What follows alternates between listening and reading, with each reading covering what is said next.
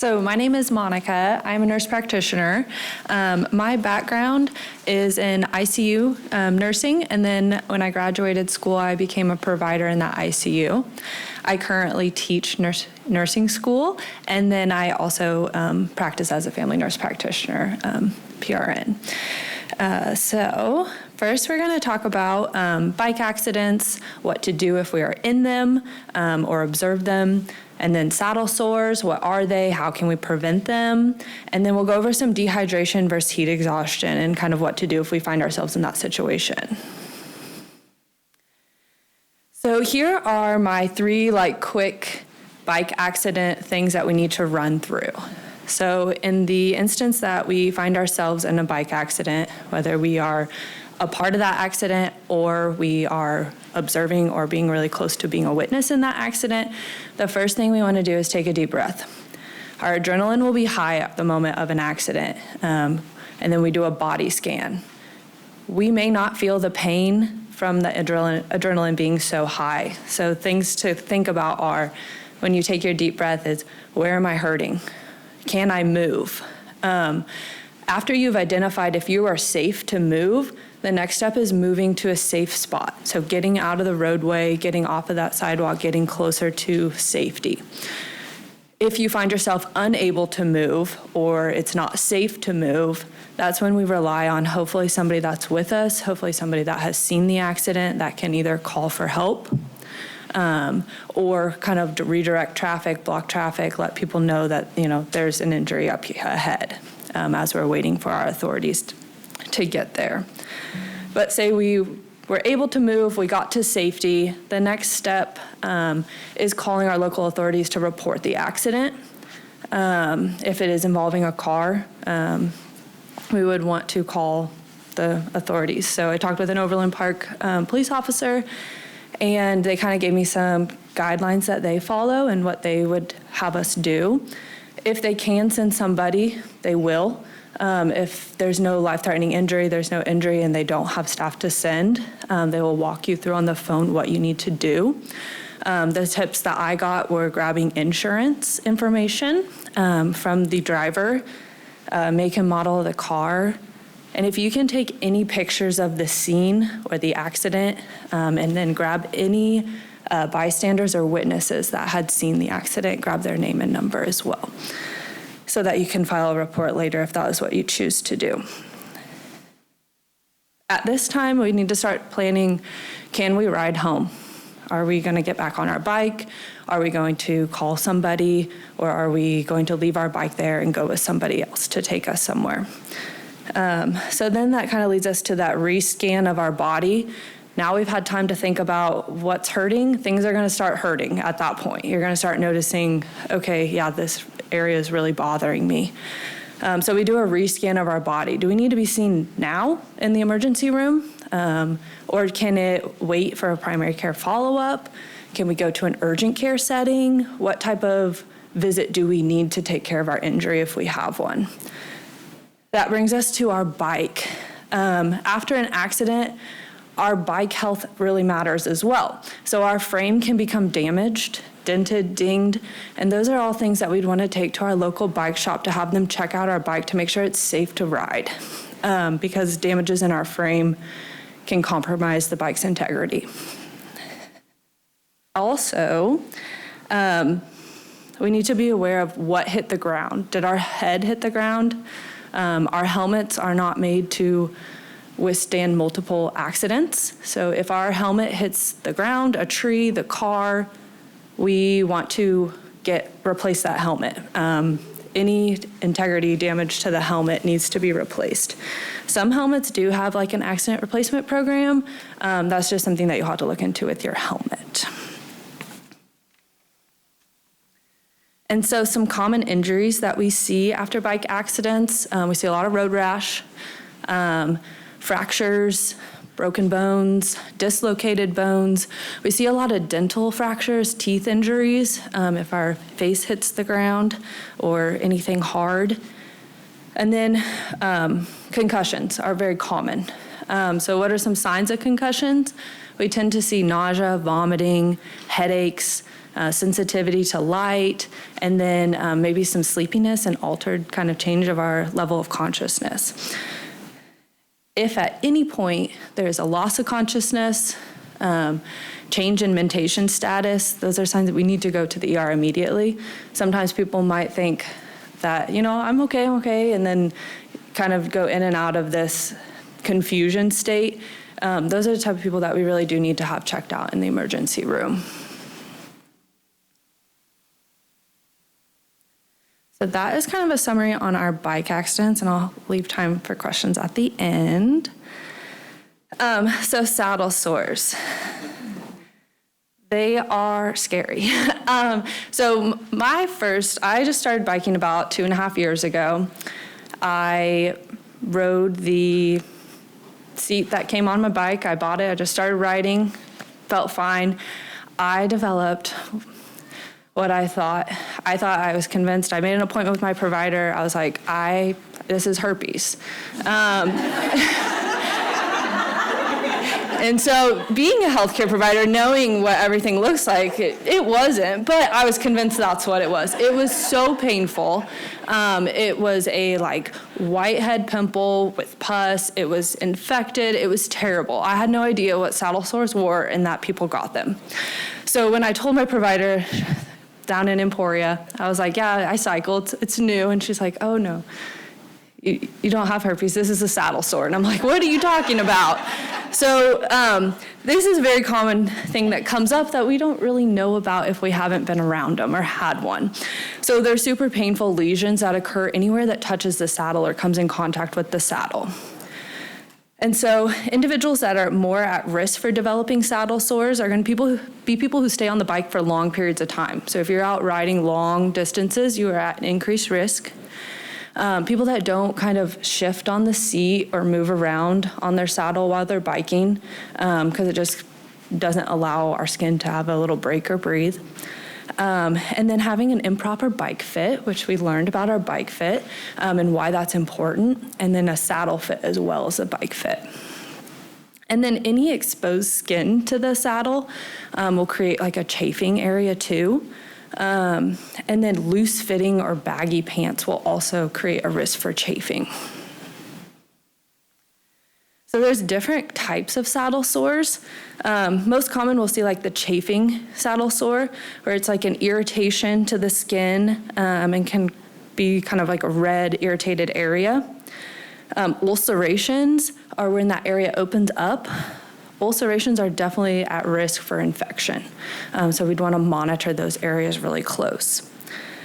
Some saddle sores we can get a folliculitis, which is an infection and inflammation of the hair follicle. So it occurs in the hair follicle area just due to that friction. These can develop into a boil or abscess where we'll see pus, infection. Sometimes you can note a fever even. And these are those ones that you need to seek some medical attention from, because you might need an antibiotic to help heal that area. And so what should you do if you get a saddle sore? Most important is take a break, let that area heal. And then we want to keep our skin clean and dry. Some topical ointments, such as triple antibiotic ointment, can be helpful.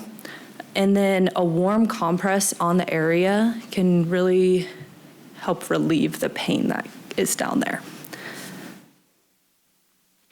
And then Tylenol and ibuprofen are also good options. So we kind of talked about when we should seek additional care is when we feel like it is starting to get infected. So a bit of that pus or drainage that's coming out, that's not a clear blister-filled drainage, kind of that yellow, green, white pus drainage, that is drainage that you would probably want to seek some additional help from. So how do we prevent them? With the folliculitis, we know that shaving down here helps or does not help, because it creates a raw cut in the hair, and that hair is definitely at risk for causing that folliculitis or infection in that hair follicle because of the chafing and the rubbing from our saddle. So having a good fit is going to be helpful. Changing the position while you ride, so kind of moving your hands around, kind of wiggling your bottom around, and then taking breaks. If you're riding long rides, taking breaks, sitting off the side, grabbing water. We also want to make sure that with our chamois that they fit correctly and that we are using chamois cream. There are many different types of chamois cream. Sometimes your body might not love the first kind that you try and you have sworn off chamois cream, but definitely give different options a try. And we have chamois cream in the back, so please take some and try it. If I forget it, It's over, yes. We also want to ride with our bike shorts or our chamois shorts right next to our skin. We don't want to wear additional layers of clothing. So like underwear, leave them at home. So we want to be right next to our chamois. And that kind of brings us to another point. If we are menstruating, pads are a bad option to ride with because of that additional friction. Sometimes tampon strings, if we are riding long distances, can really cause irritation in one area. So some of the other options would be like free bleeding into your chamois. It does hold a lot of fluid. And then also like the menstrual period cups. There's a bunch of different brands of those out right now.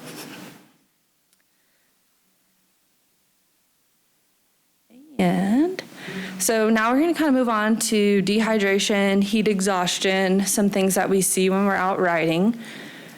So when we are out riding and we start to develop like, okay, I'm really thirsty, I have dry mouth, I'm starting to get a little dizzy, feeling lightheaded, maybe you're not getting off your bike to go to the bathroom as much if you're out on a long ride, and then we'll have increased heart rate. These are signs of dehydration.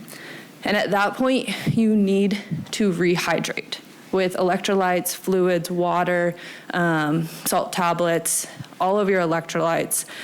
Because if we continue riding with those symptoms, we will move on to heat exhaustion. So we need to freeze it at dehydration, take care of our body, reassess the situation. Can I make it home? Do I need to tap out and call for a ride? Okay? There's no shame in ending your ride if you're not going to make it home safely. So then kind of some signs of heat exhaustion, and you might be noticing this in your partner that you're riding with. Your partner riding might not notice some of this going on, especially if they get to that point where maybe their level of consciousness or they have a little bit of alter in that mentation status. They might not notice that they're really struggling. So some signs of the heat exhaustion would be nausea and vomiting, some headache, weakness, a lot of muscle cramps you'll start to feel, and then like pale, cool, clammy skin where sweat really has kind of stopped and trying to keep the body with more fluids. Treatment for that is we need to move to a shady area. We have got to drop our core temperature. So we need to bring that temperature down. So resting by a tree, getting out of the sun, stopping the bike ride. And then we want to rehydrate, but we want to sip water. We don't want to force our friends or force ourselves to just start chugging water because they will vomit it back up. It's too much rehydration too fast for individuals who are at this state. And then cases where we need to call 911. So loss of consciousness, hallucinations, which we do see on long bike rides. We do see people starting to hallucinate, disorientation, not knowing where they're at, what they're doing, who they're with, and then any seizures like 911 immediately, okay? And then, so talking about how do we prevent this as we're going out for our ride? We want to hydrate adequately before our ride, and we want to bring enough water on our ride as we go. And then sun protection when we're long sleeves, sunscreen, sunglasses, hats if we can. Try and pick a shady trail if it's a sunny day or in the middle of the day if that's the only time we could ride that day. We want to pick a shaded trail or a shaded bike ride. And then thinking about when we're riding, trying to plan the cooler times of the day to go for a ride. Okay, and that is all I have right here, but I know we'll probably have quite a few questions. I also want to ask a question of the audience. How many of us have had saddle sores? It happens. Yes. Who has questions? Hi.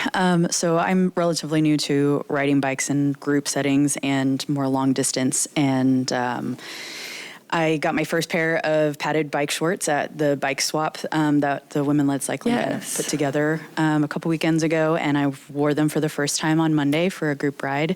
And it was really uncomfortable. It felt weird, like I was wearing a pad. Like a diaper all day, yeah.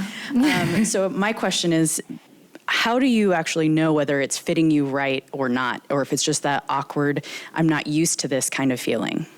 Yes. So bike shorts in general are just very awkward at first. A lot of the brands have really gotten pretty good at their sizing and then how much of the chamois needs to cover for that size. But I mean, there are some like very poor and cheaply made bike shorts out there. So I guess it would just be trying to find one that you feel good in, where it does have enough padding, but not a whole maxi pad in there for you, and trying to make it the most comfortable for you. But yes, the first couple rides with your bike short are going to be very different, awkward. And you're going to go get coffee after and you're going to be like, so I got to take these off. And from my experience, investing a little bit more really does matter, for sure. I wanted to bring up the coup contra coup concussion where you fall, your head doesn't hit the ground, your helmet's not cracked or broken, but you can still have that Whiplash. Yes. Yeah. The brain inside the skull can bounce from one side to the other. And so not to dismiss symptoms of concussion if it hits your head unit. Yes, yeah. So even if your head does not hit the ground and you're starting to have some of those symptoms, it's definitely important to still go get checked out. Because like she was explaining, when we're in an accident, our body stops, but our brain is actually, there's a lot of fluid in there where our brain actually goes back and forth a couple times. So that can also cause a concussion, even if you didn't hit anything. Don't they make like some type of helmets that when you strike the helmet, that it slightly rotates so you don't get that twist in your neck and your... I am not 100% sure or an expert on the helmet fit. We might have somebody in here who could answer that. Yes, there's been a couple of systems. One of the first ones was called MIPS, M-I-P-S, and that's the one where it's like a little cage around your brain, and so and they're not sure. They decided they weren't sure if it really works or not. Then the other ones are ICE, and it's if you hit your head, you can set it to contact your family for you or contact emergency.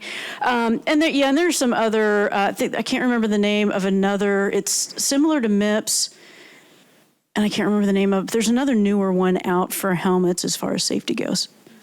And I would just add on to that, do make sure that whatever helmet you buy, you're going to wear the helmet that you have, because not wearing one, you totally lose any of that prevention of keeping your head safe. So once you get into the helmet market, there's a lot of technology that comes about, can increase the budget of it too, but they are all made to consumer safety standards. So there is that. So whether you buy it at Walmart or you buy it at your bike shop or you buy it online, there is basic standards they're made to, but you can also look deeper into that technology. But if you do hit your head, like Monica said, replace that helmet, because it might not look damaged on the outside, but the inside could be compromised.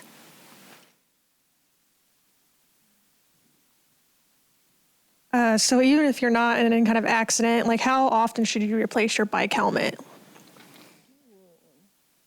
So I'll let Gina also put in here. We've got a bike helmet expert up here. You're going to get a ton of different opinions, on that. As we keep saying, after you hit it, definitely replace it. But, if you're taking good care of your helmet, they can last 3-5 years. if you're keeping it out of the sun, extreme weather, cleaning it after like a major sweat fest or something like that. There's things you can do to extend the life of it, but definitely keeping it, protected when it's not in use. Gina, what would you add? I would just say some of the manufacturers say 4 years, and part of that's the styrofoam that's inside. It's the styrofoam itself that can only really last that long. And we are in the sun, and we leave things in hot cars, so about 4 years, yeah. Or if you hit it or drop it.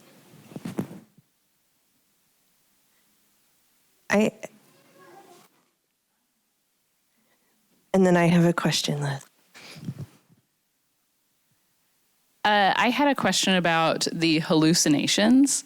I have not experienced that, and I don't want to. But is it like you see on cartoons where you see like a desert oasis and there's like palm trees and camels and stuff, or is it something more subtle?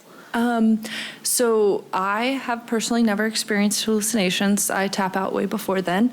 I'm not afraid of a call for pickup. But I did have a friend do the DK100, and she did kind of explain her hallucinations to me. And she said that she had seen like a pond, and there was this lady in all white, and she was bringing them snacks. And so, the hallucinations do get pretty wild, but she felt like it was real life the whole time. She was talking to the buddy next to her and telling him like, hey, should we get the snacks that she has? And he's like, what are you talking about? So it is real life for that person who is having those hallucinations. My husband had a hallucination. There was a tandem in front, an actual tandem couple, and he swore that the woman at the back, the stoker, had gotten up, turned around on her saddle, and was singing him a song, and he swore it was real. Yeah. That's what I was going to, I was doing the Hotter Than Hell 100 in Wichita Falls, Texas, about 10 years ago. And there were cows. They were not really cows, but I saw cows on the road. And I kept, I was telling the people with me, we've got to stop, there's cows. And they're like, what the hell are you talking about? There's no cows. But it was real life. It is very real. Stopped and cooled off, put some ice in my shorts, and felt better. Yes. I go, what if, I've had some people ask in rides and whatnot, like they're pregnant or they're trying to get pregnant. Are there any, and I don't know what's correct or not, or just paranoia, like they thought that they couldn't ride while they were trying to conceive? Yeah. So the real answer there is definitely talk with your provider that you are seeing to have these more detailed conversations. Overall, in general, if everything has been a healthy pregnancy up to that point, there are no contraindications to riding a bike. The biggest risk for injury would be falling due to balance changes.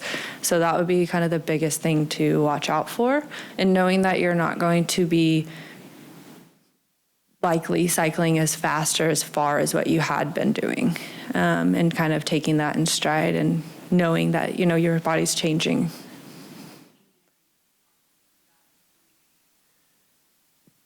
I can just talk to that as someone who cycled while I was pregnant, is that, yes, what you said is true. Your body changes, you weigh differently in different places. What I noticed is that in the United States, a lot of the medical advice is to not, because of the risk of falling and then hurting your baby. However, I lived in the UK for a while, and their advice is it's a really wonderful, low pressure, easy on your joints way to get some exercise during pregnancy. So I felt very safe. I think it has a lot to do with how you feel in your pregnancy and if it's a healthy pregnancy. But I didn't have any issues. I felt great. So I had that really, really good experience. And I think it's something that is great. And I know Maggie Green, who is gigantically pregnant right now, just rode to work the other day. So if you do have more questions about that, I'm happy to share more. Any tips for those of us going through menopause?